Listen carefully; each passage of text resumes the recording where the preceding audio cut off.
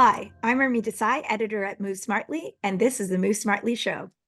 Today, we are going to be talking about a big piece of news. A blockbuster liberal federal budget was dropped yesterday, and there is a massive housing component in it.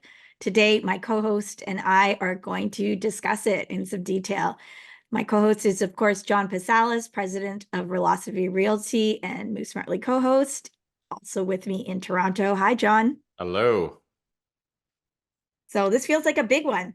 Looking forward to it. Yeah, lots to cover, lots to unpack, tons of stuff in here. So it'll be interesting to kind of cover it from start to finish, kind of cover, I think, at least the key things that are going to be relevant to, anyone who's looking at buying or renting a home in Canada. All right, so the federal Liberal budget delivered by Chrystia Freeland was expected to be a housing first budget, and it certainly was. So there was a huge focus on housing policies and really what they're calling now their Canada Housing Plan. I think, John, this is probably the most extensive inclusion of housing policy we've seen in a federal budget for some time. Well, yeah, I mean, it really feels like they just threw everything at this housing plan. We have not seen a federal housing plan quite like this extensive. Housing in the past would just be like a few policies they would introduce, like a first-time home buyer incentive or a foreign buyer tax or a foreign buyer ban, I should say. So, it's always only about 2 or 3 initiatives. Whereas this is like a whole section. And, the interesting thing about it is that they're covering, I'd say, kind of almost every angle. I mean, there's a lot of supply side policies, there's a lot of demand side policies, and there are a lot of policies for non-market housing. So that is, of course, more affordable housing, something the federal government hasn't done in over 30 years. And they're scaling that up as well. So it's super interesting to see them cover so many things. Now, this exercise reminded me of, actually, it was well contextualized for me. I went to a lecture last week at the Institute for Municipal Finance to hear a lecture given by Peter Wallace. Now, I'm sure many of you know the name, but for those of you who don't, he's basically Canada's top civil servant. That sounds like a reality show. But if there is one, Peter played it. So after 30 years as, ending his career at the Ontario government as the top civil servant there, he went on to become the top civil servant in Ottawa for the federal government. And then I think in the most unusual part of this story, he became the city manager for the government of Toronto. So this is an extremely well-seasoned civil servant who has been responsible for the budget process at all levels of government. And what Peter Wallace was reminding us of is that while the municipal budget exercise most resembles what you and I would be used to. So in running our businesses or our households, we're very worried about real ingoings and outgoings. He reminded us that due to the nature of public finance at the federal and provincial level, really this is more of a communications exercise in terms of intentions and goals and objectives and priorities of a government. And the reason for this is because at such large levels of funding, the buckets of funding they're moving around, except for some areas, for example, liabilities they must insure for pensions and other things, there's a lot of leeway. And even there, he did point out that due to accounting differences, which we won't get into here because it's ultimate wonky stuff, there's even some leeway there to make this story, go the way you want. So I was really reminded of that. And looking at the federal budget yesterday, I was again reminded of the fact that it has this fairy tale-like prose to it, right? So, there was a land and stuff happened to it. And then now someone, the hero, the swashbuckling hero is going to, budget loft, above their heads, held aloft above their heads, is going to race in and save the day. Yeah. And that really is the exercise. And I'm actually not criticizing that exercise. It's a difficult one to do, to explain these policy initiatives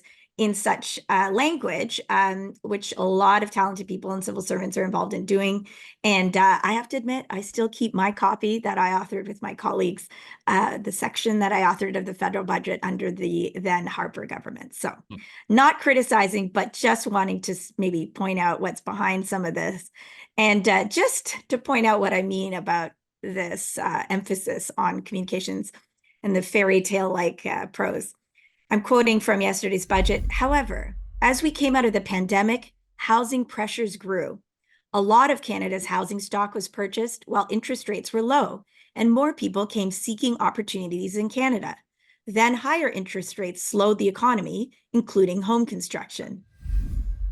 So there was a land called Canada where all this stuff happened.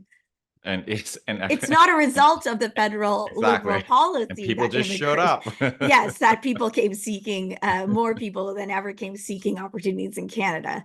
So Yeah. that's just an example of the type of exercise it is. Now, even given that, I did find it interesting that we saw in this Housing First budget, what I'm dubbing the Housing First budget, a very interesting exercise in which they try to suggest that the crisis of today was contributed to by all levels of government and of governments of all partisan stripes. So that's very interesting. And for the first time, there is this amazing chart that you don't see too often in a budget.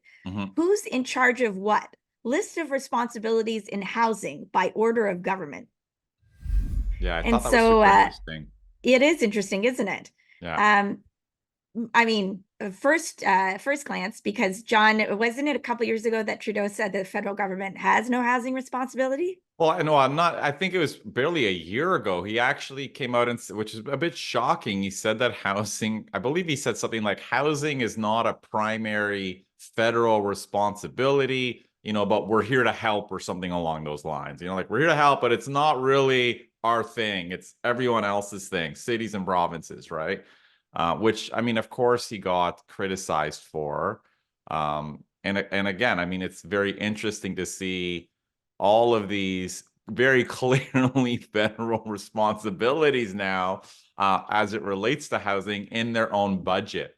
So to suggest that it is not a federal responsibility, I mean, I think he said that because people think of housing just as planning and building homes, but there are so many other components that influence the construction of housing, influence the demand of housing, and many of those are in the federal government's hands, and as they kind of showed in that chart. So very interesting kind of turnaround in tone and messaging.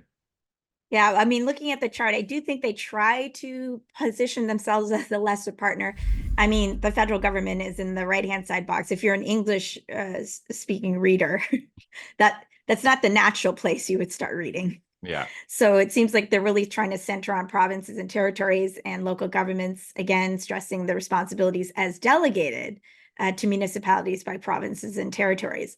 But the federal government takes clear ownership here over federal taxation, including GST, banking and financial regulation, including mortgage finance, the National Building Code, immigration levels planning, funding and cost sharing, including community housing, homelessness programs, management and sale of federal lands, census and statistics, including the monitoring of core housing need. So there's a lot they're helping with. Absolutely. Yeah.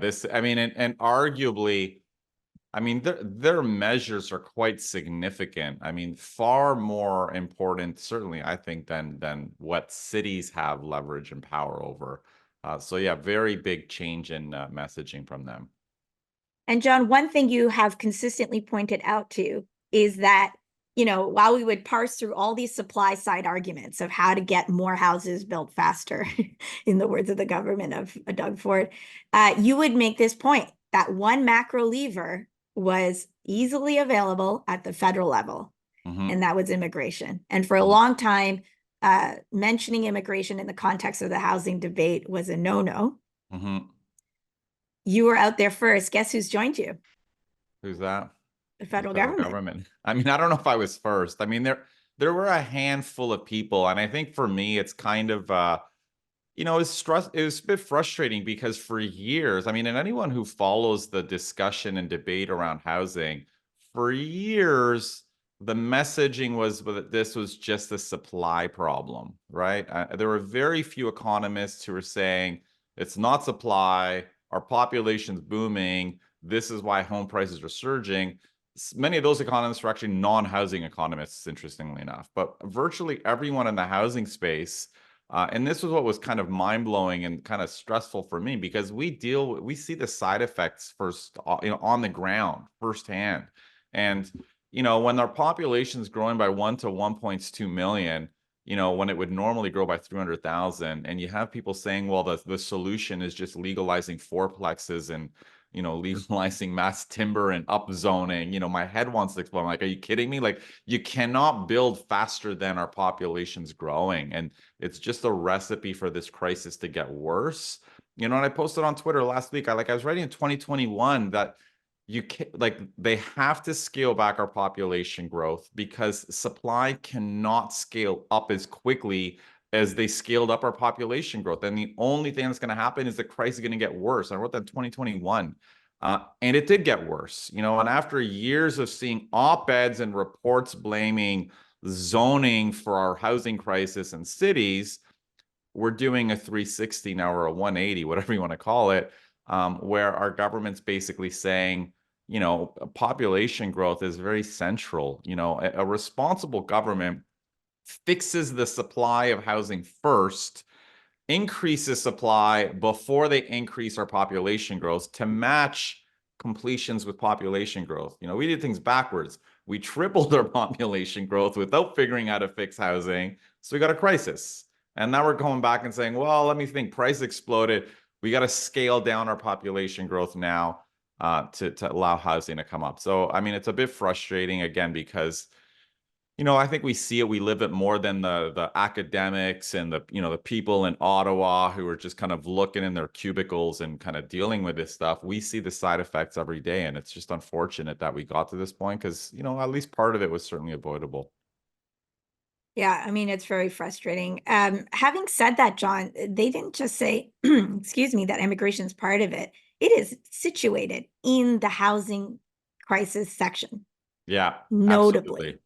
And Yeah. there is a lot of content around the immigration policy in the housing section. Yeah. Just noting that, it starts with the usual fairy tale language. Immigrants built Canada, and when new Canadians arrive today, our society is enriched. And, many of us actually would agree with that. But then, of course, there is that language. In which the Liberal government explains to us that throughout Canadian history, permanent immigration has become subject to extensive consultation with communities, provinces, territories, and employers. Mhm. It is planned and designed in collaboration with Canadian society. Mhm. However, temporary immigration, which includes our student and temporary worker programs, has traditionally been demand-driven, determined by requests from international students and workers and from employers in Canada. Mhm. So I had no idea that if you wanted to come to Canada, you just had to demand that. Yeah. And there was no formal I federal think government. I think the one noteworthy, kind of paragraph I thought in that section, which you'd think is obvious, but obviously wasn't, when they basically said, and I'm quoting, but our ability to successfully welcome new Canadians depends on having the physical capacity to do so properly. In particular, having enough homes. This is why current housing pressures mean that Canada is taking a careful look to make sure immigration does not outpace our ability to supply housing for all. I mean, honestly, like, did we need the crisis to get so bad for us to understand that? And obviously, the answer is yes. Unfortunately, for the poorest households, or quite frankly, are paying the biggest price. I mean, it's not a crisis if you own your home. Anyone who owns has done quite well. And the answer is yes. The budget goes on to say Canada has recently undertaken a review process for our temporary resident programs to better align with labor market needs, to Mhm. protect against abuses in the system, and to match our capacity to build new homes. We will be setting targets for both the number of permanent residents we welcome and for temporary residents. Starting this fall, for the first time, we will expand the immigration levels plan to include both temporary resident admissions and permanent resident admissions. Mhm. So this is a huge, interesting, for the Mhm. first time, something you assume somebody was looking after. You think. Um, is Unfortunately now not. coming squarely under federal purview. We've heard Mhm. some provinces fight back, saying that, foreign students, as it falls under post-secondary school, is their purview, but Obviously, we've seen a restriction of visas, so Mhm. that's going forward. But I just want to underscore, John, to see this, including a chart of top asylum, where top 5 countries asylum seekers are coming from, Yeah. in the middle of the housing A housing section, section. It's mind blowing. It's unbelievable. I agree with you. is Yeah. a huge turnaround. Yeah. And I don't think the government is saying I'm sorry, but this is like as close to a I did something wrong as you're going to see. Yeah, I agree with you. All right. And as John pointed out, the housing section of the budget is divided, I'd say, roughly into 3 parts. We're Mhm. just going to touch very lightly on the third part, which is dedicated to dedicated affordable housing initiatives. So Mhm. those that need help beyond, affording housing, not at market rates, and various communities for various different regions and reasons, including Indigenous communities and other vulnerable communities, including homeless communities. There are a number of incentives. This is a bit out of our wheelhouse, John, so we're going to see if we can get guests on to speak to the efficacy. But overall, the federal government plans to give more money. So this is really a Mhm. funding play Yeah. and not a direct building play to partner with communities and municipalities to build Mhm. more dedicated, affordable housing. Yeah, and, So and and this is massive because Canada used to do this, like 50 plus years ago. The federal government used to invest a lot of money to build affordable housing. And it's not all deeply affordable means tested. It's a combination. Some of it is just not-for-profit housing. So this obviously different types of non-market housing. And the federal government really started to get out of doing that under Mulroney and kind of stopped under Chrétien and Martin, and really hasn't invested. So I think it's very positive, obviously, because the idea was the provinces would step in and invest in non-market housing. They didn't. So we have this big gap in our housing market. So it's positive to see the federal government stepping up for that. And that takes us to what they're going to do. So the first section in the housing section is building more homes. I'm roughly going to dub this as supply section. Mhm. The following measures, it states, are aimed at creating a minimum of 2 million net new homes. The federal actions will directly support 1.2 million of these homes. The federal government is calling on all orders of government to build at least 800,000 new homes. So this combined 2 million is on top of the 1.8 million homes already expected to be built, for a total of 3.87 million new homes by 2031. That's what the budget is promising. Mhm. John, is that the number that the CMHC told us we would need to see? I thought it was 3.5 million homes by No, 2031. yeah, it is 3.5, but the CMHC said our housing we're short. We need to build $3.5 million, 3.5 million homes over and above what we are scheduled and expected to build, right? And the federal government saying, well, maybe if everything lines up perfectly, we might build 2 million, not 3.5 million.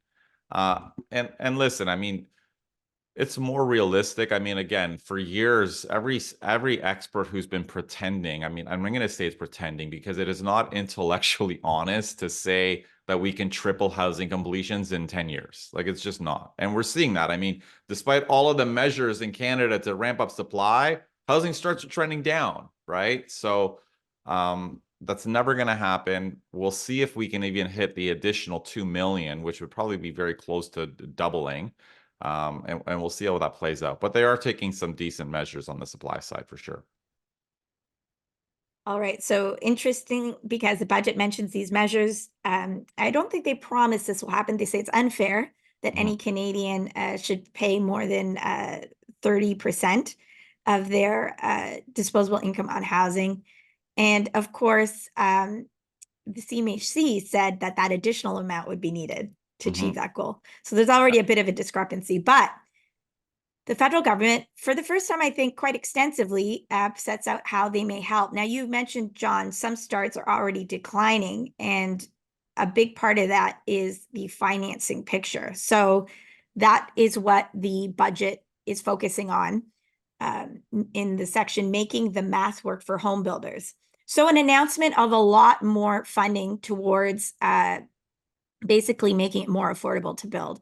So measures include introducing an accelerated capital cost allowance for apartments, expanding the removal of GST for rental housing, to include also non-for-profit university, public colleges, and student authorities building student housing, increase the annual limit for Canada mortgage bonds, providing low-cost loans to build apartments for the middle class. So a suite of financing incentives Mhm. to builders. Now, John, these are mainly focused on purpose-built rentals. Yeah. And I think that's positive. I mean, if you look at Canada, we haven't really built purpose-built rentals since like the 70s. And this is why most of our rental supply in Toronto was filled by condos because our government didn't think it was important or necessary to prioritize purpose-built rental housing. And it is important. I mean, it's permanent rental housing. There's more security of tenure for tenants. I mean, there's many reasons why we want to invest in purpose-built rentals. And, these policies are positive, and we're likely going to see probably in the next 5 years or so a decline in the number of condo starts, probably an increase in the number of permanent purpose-built rental starts, and it's good. But, one thing I'll mention, and I think these types of policies sometimes get criticized a lot from progressives who basically see this as handing out money to developers, basically.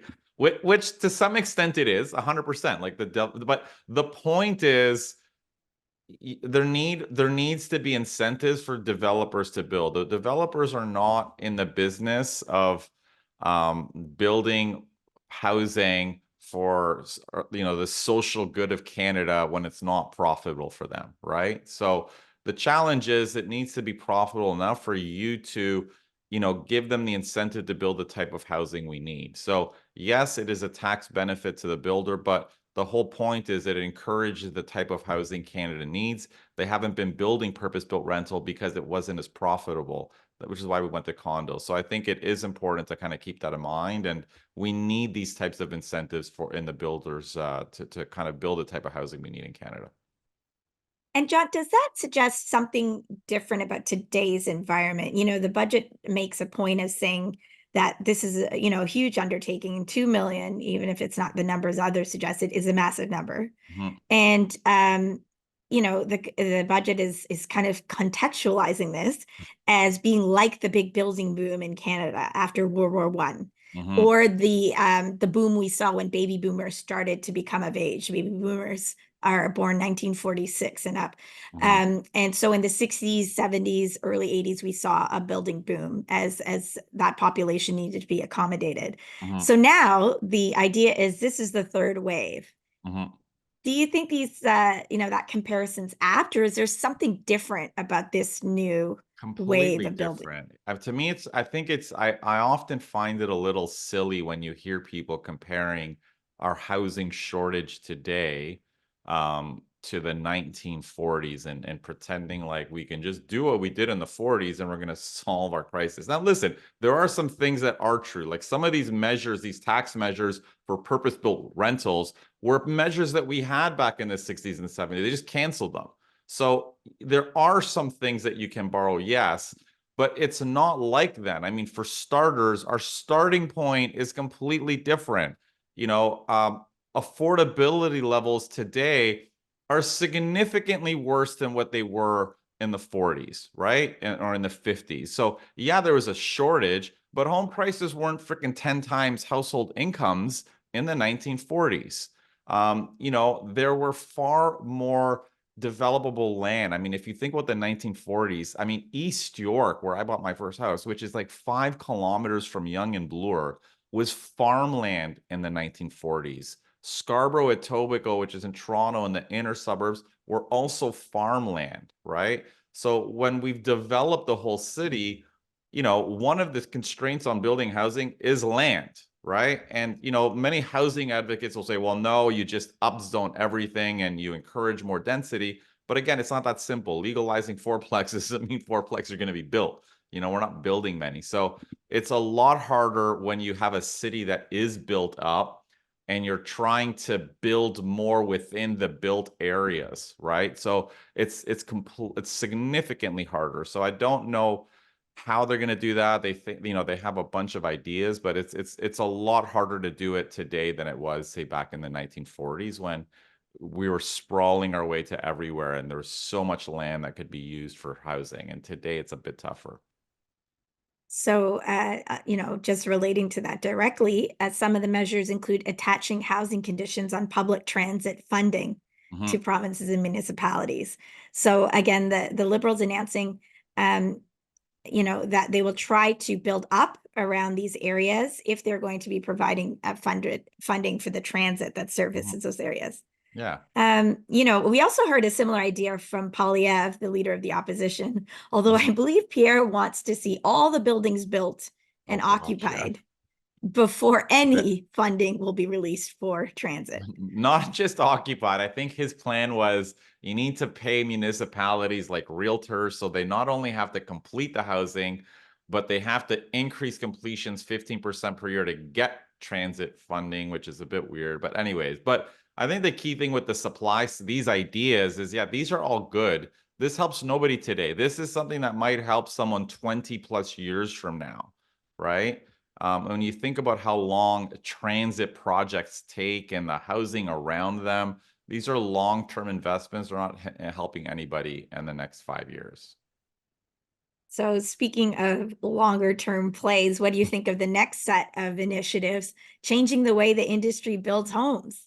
Introducing a standardized housing design catalog. This was very much tied to the post Hmm. World War II building boom. So the Hmm. release of a set amount of designs that would speed up approval processes, scaling up tech to build new homes, investing in new approaches to home building, providing low-cost loans to prefabricated housing projects, simplifying the way that Canada builds homes. Hmm. So this is the new tech that I we've heard mean, about. yeah, I mean, I do. I don't want to say I have my doubts on some of these. I mean, the fact that part of our solution is truly trying to invent new ways to build houses kind of makes you a little bit concerned about like how likely are we to scale up if this is where we're at. We're in the exploratory phase of trying to invent new efficient ways to build housing. Not that it's bad, but like it shows you where we're at. This idea of this catalog of homes that they're promoting. Listen, I have my doubts. I don't know how many people are going to use that. I think back in the 1940s, they were building on new land, like vacant land, right? And they could decide how big the lots were going to be to potentially take these plans of homes. I mean, today lot sizes are different, configurations are different, and how many people are going to use these? I mean, I don't think very many personally. And again, but we'll see. Again, I have my doubts about this idea that we're going to have this catalog of homes. Anyone's going to rush and use them. No one's using them to build a single family home. Will they use them for multiplexes on certain size lots? I mean, potentially, but we'll see. It reminds me of a viewer comment I got to my interview with Gregor Craigie and Canada's housing crisis. The viewer said, "If I hear one more baby boomer talking about 3D printing of homes, I'm going to lose my mind." I agree. I mean, is this where we're at? You know what I mean? We're trying to 3D print homes to solve our housing crisis. I mean, good luck. I think an already skeptical younger generation Yeah. would find that a little bit alarming. Now, John, there is one initiative directly for homeowners announced, which is the federal government offering low-cost financing to add additional suites. Mhm. The low-cost loans of up to $40,000. That's interesting because I was talking to Gregor in our conversation saying that how these upzoning initiatives, so many municipalities and the entire province of BC, for example, allowing fourplexes Mhm. on lots that previously were restricted to single family homes, Mhm. um, a big move to try and increase supply, was coinciding with a really tight building cycle where high interest rates made building really untenable right now. Mhm. Does Mhm. this help, with that kind of thing, or what do you think? So, I mean, so adding a second suite's a lot easier than building a fourplex. So yeah, this might help people who want to add a basement apartment, for example, or potentially like an accessory dwelling unit, like a laneway home or a garden suite, if it's going to apply to those. I suspect it would if it's secondary suites. So yeah, it might help. We'd have to see what the conditions are. It does not help for like fourplexes are a lot harder. Like the process is harder. It's riskier, which is largely why a lot of people aren't really doing it right now. There are a lot of barriers and kind of risks associated with it. So you're not going to have the average homeowner doing it. You have to be a little bit more sophisticated to have that type of capital and to want to, build a 4 unit apartment rental basically. All right. And the last piece, John, of the supply side Hmm. is the growing and training of the workforce. So we've mentioned it a lot. Canada has seen on average, 200,000 homes built per year since the Hmm. 90s. Hmm. Ontario's share of that has been 60,000 homes per year. Hmm. We've talked about this on previous episodes. It's basically a straight line. We have Hmm. not seemed to be able to ramp up a supply. And one big piece has been the worker issue, the construction industry always claiming that Hmm. there's been a real problem with the construction trades in Hmm. terms of recruiting, retaining new talent. This is an Hmm. industry that maybe was more popular with previous groups of even immigrants post World War One, two, and in the 60s. Hmm. So the budget is trying to do something about this, investing 10 million in skilled trades, there's 115 million in a foreign credential program to remove barriers Hmm. for people coming in from other countries, coming in and being able to requalify to do Hmm. their trade here, because Hmm. we know that trades are strictly regulated. Yeah. So I'm wondering about, I've always found this a very confusing piece of the puzzle. This Hmm. is not the first time we have heard about something needs to be done or funds being launched at this problem. Hmm. But as I said, since the 90s, we haven't seemed to be able to change how much we build. So what do you think Yeah, about this I mean, piece? and listen, and labor is a very big part of it. Fewer people are going into the trades. I mean, I think we should have more of a dependency on sort of importing those skilled trades. If that's, I mean, I'm surprised they don't make that a little bit more central in kind of their immigration process and planning. Um, but yeah, I think that's going to be a challenge in the future. Like no matter what kind of innovations you have to build more homes, like you're still going to need labor, and with a significant number retiring over the next 5-10 years, and those jobs probably not being filled in the same level, is going to be pretty challenging for the construction sector, I'd say.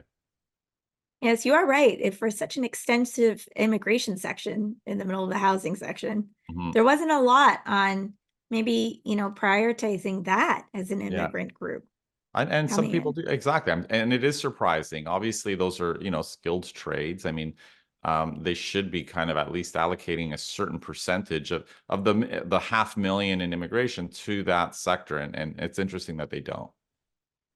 Maybe it would be a mixed message. Hey, we flooded the country with newcomers. So I guess they don't want to. Yeah. Who knows? Okay. Vault fast, is that what it's called? Anyways, the last section, John, and I only want to briefly touch on this, Mhm. is the data section. You are a Mhm. data guy. The Mhm. budget talks about modernizing housing data, 20 million for Statistics Canada and CMHC, Canadian Mhm. Mortgage and Housing Corporation. These are both federal, one's a department, one's an agency, or are they Mhm. both? To enhance the collection and dissemination of housing data, including Mhm. municipal level data on housing starts and completions. Mhm. So I think, John, you've said before that Canada previously didn't really have the best recording of housing Yeah. data.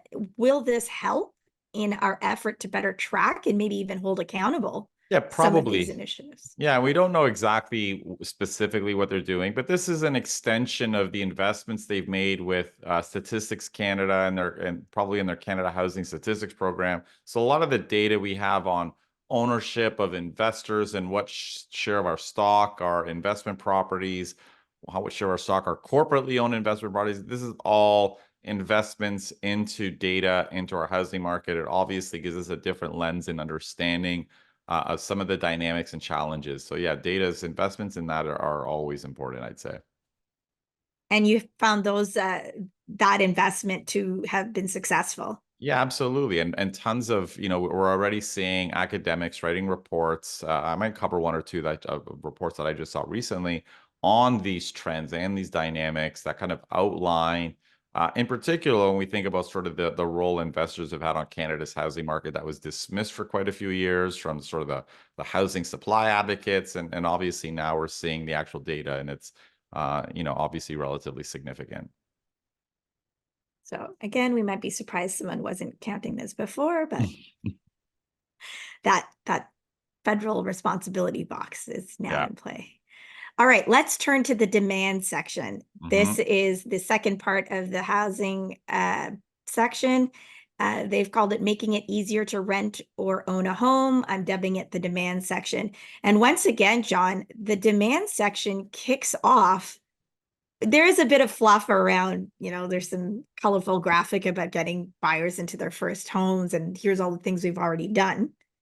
But when we get into the initiatives announced in this budget, number one at the top is, again, immigration. Yeah. Aligning immigration with housing capacity. Second bullet, stabilizing international student intake to alleviate housing pressure. We've gone from not connecting immigration to housing to squarely identifying it, as the key driver Yeah, I of mean, housing demand?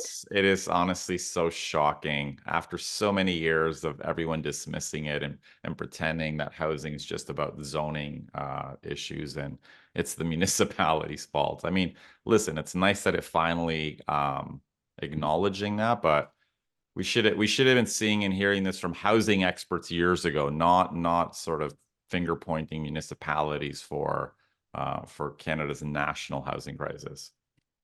And for all our viewers and listeners, we have links to these, the budget and the sections that we're pointing to, so you can have a look there.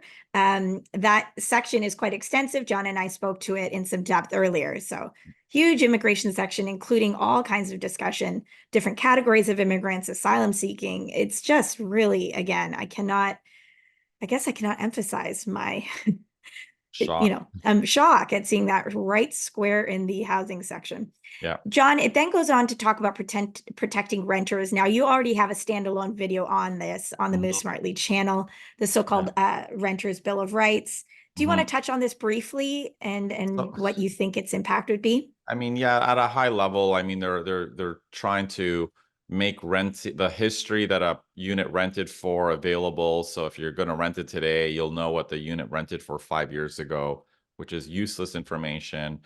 Adding your rent payments to your credit report, also completely useless. I mean, for everyone who's buying a home, usually has credit cards, has a credit profile. These things are not going to help. They should, quite frankly, not waste that money on these programs and just like invest it in affordable housing or something like that, because it's a complete waste of money to be putting into these programs. They're not going to help anyone. It's just all, like you said at the beginning, I mean, communications is telling a story about how they're helping, but it's meaningless. So hopefully they decide against that. All right. Well, hopefully. The next section is getting you into your first home. Uh, And the first measure here that you've spoken about, I believe in another standalone video on this channel, extending mortgage amortizations for first-time buyers buying newly built homes to 30 years. Yeah, that's not going to have a very big impact. Again, you got to keep in mind, this is only on new construction, only on homes that are under $1 million. And of course, assuming you don't need a 20% deposit on that. Like most new housing projects require 20% down.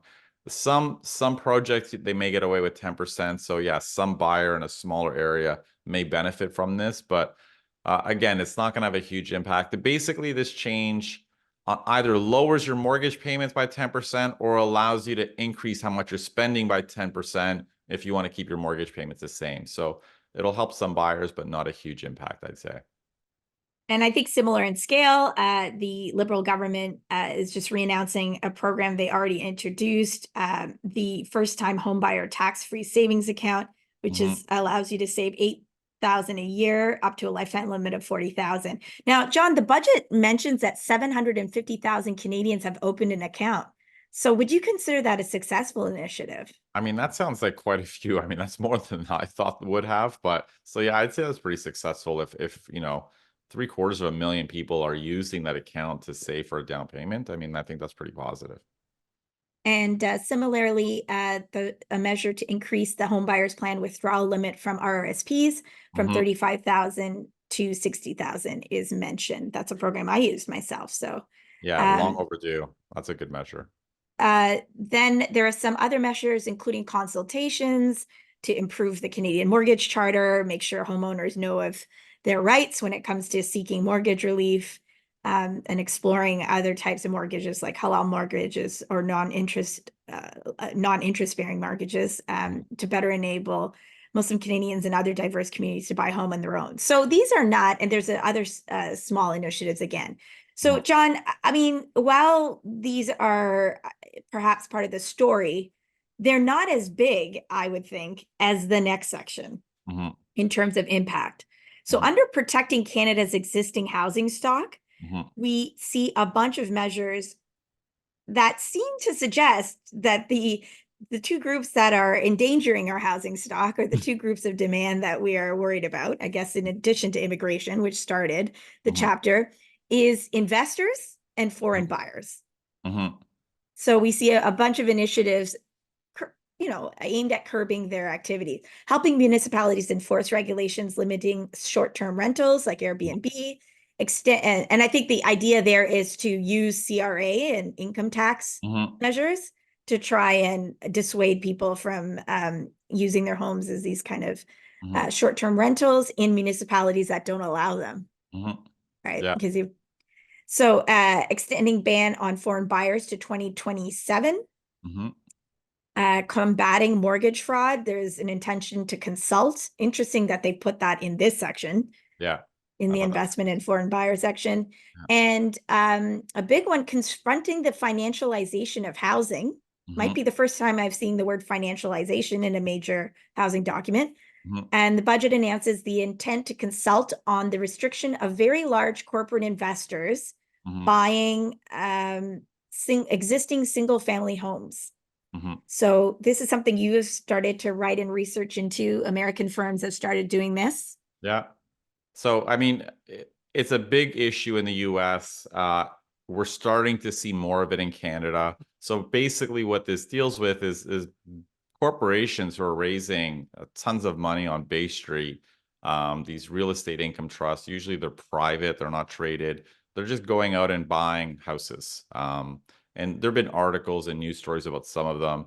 And what this proposal does, because they're not passing this, or they basically said they're just going to explore it, would basically not allow these big corporations to buy existing resale homes, right? And I don't think this really goes far enough. Number one, these investors are like a small subset of all the investors. Most of the investors are kind of mom and pop investors. But even if we look at the corporate investors, I mean, they present a bit of a problem that the average mom and pop doesn't, And even this policy has a bit of an issue because it's only on resale homes, which basically means the federal government thinks that it's completely fair and equitable if a new home builder has like 200 homes for sale, if a corporate investor comes in and basically uses their power and capital to jump the queue and basically say, I'm going to buy 100 homes, because that's what you do. I mean, if you have cash and you can buy 100 homes in one shot, it's easier for the builder to just deal with one buyer who buys 100 of them.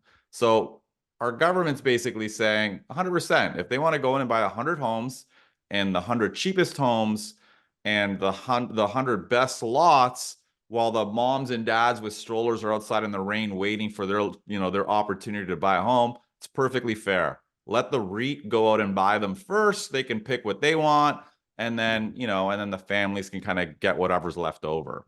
And again, that is very specific to kind of REITs. The mom and pop investor usually doesn't have that much leverage to go jump the queue. They're waiting in line with like everybody else is, right?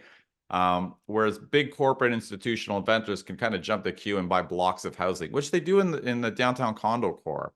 There's like one builder in particular that basically sells to big REITs, and they buy like 30, 40, 50 units. So again, I don't think that's equitable.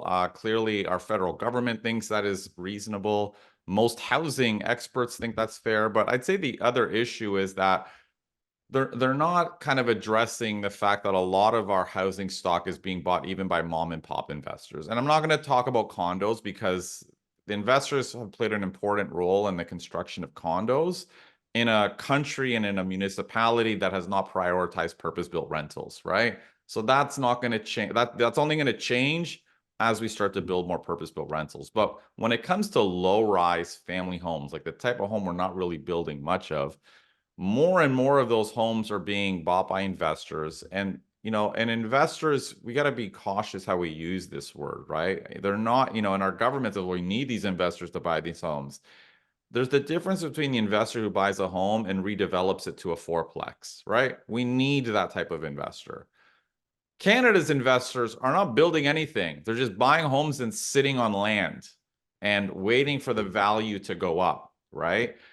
Which does two things. It takes that home's no longer available to be owner occupied, but it also means that home also cannot be redeveloped into a multi-unit home or to some other purpose. And when we think about generational fairness, which is this whole thing, is this equitable to the younger generation? The fact is, the younger generation, first-time buyers, the share of homes that first-time buyers are buying has been declining for like 10 to 15 years. And their decline is being kind of captured by investors whose share of the market is increasing. Now, I would argue that that is not generational fairness because really, I mean, if I'm the investor, and I will say I do not buy single family homes, but I'm buying that, I'm kind of buying 2 or 3 or 4 properties, obviously to enrich myself, my wealth, my future, my retirement. Our former housing minister is doing this. And I think it is more equitable if fewer of these homes are bought by investors and more of them are bought by obviously families. I mean, because that's what single family homes were built for, to be owner occupied, not to be asked these assets by corporations or Canada's wealthiest families. And I think this is a difference I think I have with most housing experts. Like most housing experts in Canada has no issues with any type of investor buying home. As long as they rent it, they think who cares? It's not a problem. And I think that's where we differ. And I think there are a lot of challenges and there are a lot of negative social side effects of this. And I'm going to try to write more about it, but at a high level, I think that's kind of one thing that the government missed. Interesting. And so do you think, John, they unfairly place focus on foreign buyers, for example, extending that ban, people using their homes or parts of their homes for Airbnb, and now corporate investors, without mentioning the fact that so many everyday Canadians, average Canadians, have gotten into real estate investing by, 100%. for example, retaining the condo they move out of when Yeah. they get together with someone and move into a new home, Mhm. because no fault of their own, they're getting into the game that's paying. Exactly. Yeah, they did turn out kind of glossed over that. I mean, a part of it is like most of our politicians are doing that as well. Like I said, like our former housing minister came out strongly in defense of the mom and pop investors, arguing that without them, homes would not be built, and him, I don't want to pick on it because he's not doing unethical. He's just doing what every other Canadian does. I mean, I'm using him because it's funny that he was the former housing minister, and he's buying up suburban townhomes in Ottawa and just using them as investments, right? But to say that they would not have been built without him buying them is a bit misleading. I mean, is there honestly not a single family in Ottawa that would have wanted to buy a townhome for their family? Of course there are. But when you have investors with more capital and kind of buying them, you're reducing the homes that can be bought by families now. Now they got to pay his mortgage and pay down, use, rent from him, kind of who's using it as a long-term retirement investment.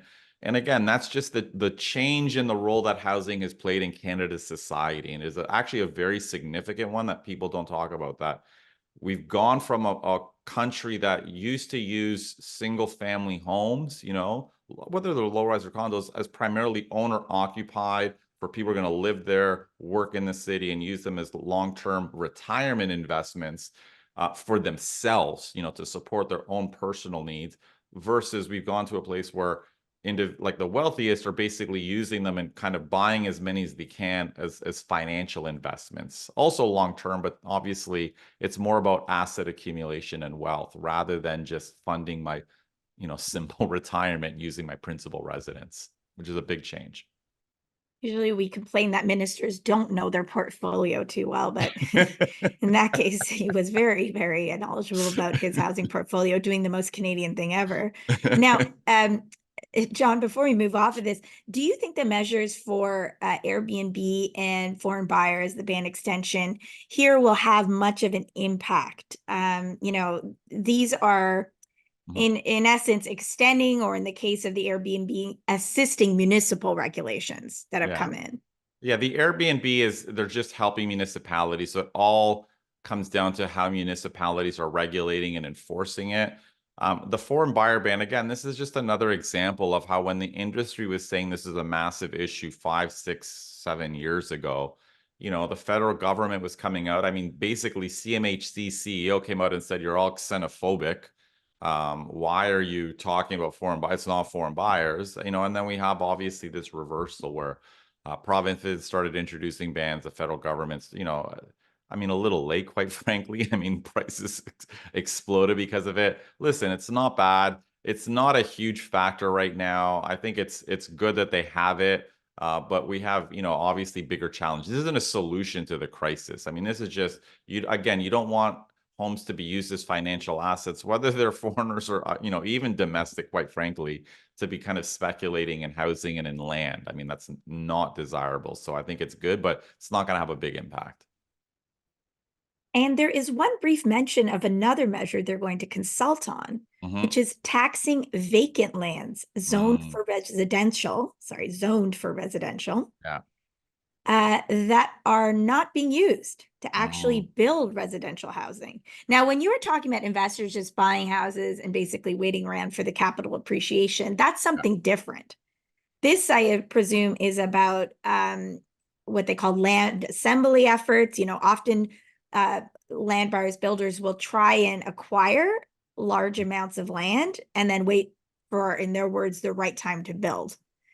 Now, there's been some controversy, and I have to admit, I'm also wanting to see more research on this, whether this is always about the right time to build or the price point at which you would ideally like to build at, I think which it's I think both, is too, actually. Yes. yes. Yes. And you're 100% correct. Like, part of why the builders don't release projects is because they think if they just wait, they'll get more money, right? And so builders generally don't just sit on land forever. I mean, some obviously have a certain amount of land in their pipeline, but I don't know how big of an issue this is. At the end of the day, especially if it is sort of in a new development area, like a lot of times you need services to actually build on parcels of land. Obviously, if you're a builder building a small subdivision, you can't just wake up one day and decide to build it. That you need to do that obviously in tandem with the municipality that is going to be providing those services. So I don't know how big of an issue is that people are just sitting on land. Even if we think about it in more urban areas like small lots that you can build one or two or three homes, these smaller builders, are they sitting on vacant land? I don't think so. I mean, I think this is large, a lot of this idea, and I'm going to bring someone on to talk about this, is sort of this idea of a land value tax, this idea that, tax rates are higher for these types of properties to just push builders to actually build housing, right? I don't know how if the government's going to be able to do that. I don't think they will. I mean, I think it sounds good, but I'd be surprised. Again, there's jurisdictional issues when it comes to, property taxes. So I don't know if the federal government's actually going to be able to do that. Yeah, very interesting. I do notice that when Ford, before he reversed the green belt um, policy idea to release more lands to the green belt of the green belt to developers in Ontario, Mhm. he also wanted to include some kind of clause that they had to use it to build something within a certain amount of time. Yeah. So I am curious about what the real numbers are behind this. So there is either this is just a communication exercise, or we're going to get those ogres who are holding up all our lands, Mhm. or whether this is some kind of issue, because I think, to your point about the government feeling that the markets will come in and build what we need. Now, this has been the great dream of a Mhm. liberal economy led Mhm. housing strategy or policy. The biggest thing that's never spoken about is price point and profit capture. Mhm. How much is enough Yeah. for a good that is not like other goods? Yeah. right? Exactly. So yes, investors may be the first to jump in and buy all these townhouses that wouldn't be built at the price point that the builders are offering them at. Exactly. If we want to get more end users and other groups into these homes, Mhm. then we're probably talking about some changing in pricing and some other things, Yeah. and this has come on the back of a record, Mhm. price increase in real estate and profit capture. But and you make a good point, and this is I'll call it an excuse that some academics and even our government uses to allow these real estate income trusts to buy new housing, because their argument is, well, their prices are too high for families. So we've kind of pushed home prices too high for families. So we may as well just let the corporations buy the homes. I mean, and to me, this is like, I don't even know what people like. This is like mind blowing that people can rationalize that. I mean, the solution is not to continue doing the things that have pushed home prices higher. It's to make them more affordable for families. And you know what? At the end of the day, builders can sit on their stuff for so long. Eventually, prices do adjust, the market clears, and eventually they're going to have to launch their products at adjusted prices. And this happens in a lot of different, cities and countries where eventually the market does adjust, if that is truly what is going on. But anyhow, it's just insane that this is how some people are rationalizing corporations buying up our single family houses. All right, well, you may get accused of communism For, or for other putting the socialist homes in the hands of families, you're right. I mean, other social maybe, tendencies, but you're not the only maybe. one. So Freeland's last big announcement in a different section. This Mhm, is in the section that was titled Tax Fairness for all Generations. Introduced a new capital gains tax measure. This is a mhm, measure that's gotten a lot of press, and it announces that as of June 25th, the inclusion rate on capital gains realized annually above 250,000 by individuals and mhm, on all capital gains realized by corporations and trusts will mhm, rise from 50% to two-thirds. mhm, This will impact anyone who sells an investment property, mhm. Absolutely. clearly. So Yeah. is this the big game changer? I don't know, John, if I should explain the example they included in the budget or whether you want to speak to that. No, we don't have to. So at a high level, I mean, right now, if you sell an investment property, you're only taxed on 50% of that growth or that income, say. So, for example, if you've made 200,000 in profit, you're only taxed on half of that. So that's the 50% inclusion rate. What they're changing now is that for individuals, you're taxed on half of it up to the first 250,000, right? But anything over 250, you're basically taxed on two-thirds of your profit, right? And if your property is held by a corporation, the entire amount is being taxed at two-thirds, rather than having this first 250 that is the original rate. I don't know how much is going to impact the market. At the end of the day, it is investors who obviously have seen a pretty significant gain. I mean, if you only made 200 to 300,000 profit, I mean, I say only, but it's still a lot of money. But if that's what you've made on your real estate investment, your tax rate is basically the same. So it's not going to be a disincentive to sell. But generally, these kind of policies basically act as disincentives to sell. I mean, if you're paying more in taxes, you're left with less money at the end that you can use to invest elsewhere, which kind of discourages people from selling typically. So we'll see how that all plays out. I don't think it's going to discourage people from buying. People have asked me that, like knowing that you might have to pay more tax way down the road. I think the bias for investing in real estate is still quite strong. They'd have to do a bit more than increase the capital gains on it.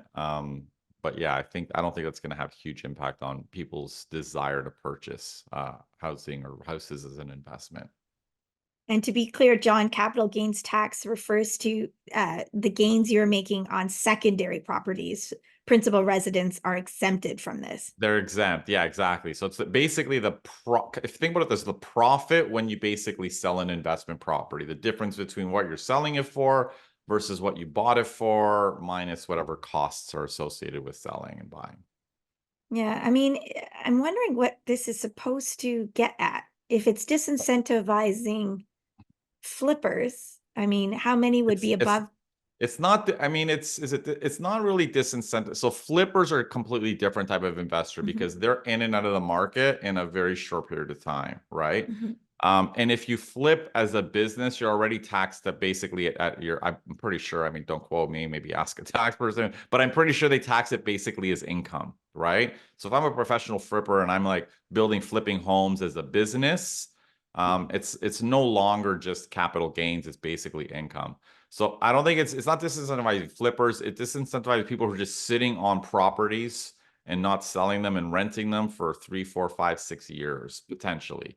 Um, but again, I don't think this was a policy targeting real estate specifically. It's all capital gains, on your stock portfolio, selling a business, whatever it is. It's not really. I don't think it's necessarily designed to be a real estate focused measure. It just obviously impacts real estate as well. Right. I mean, that's important. And it is in the fairness section. So the idea is we've already seen in Canada, if your parents own a home, your chances of owning a home is a lot higher. This Mhm, is this idea that those with capital mhm. continue to pass on or, in some way maintain that advantage. Exactly.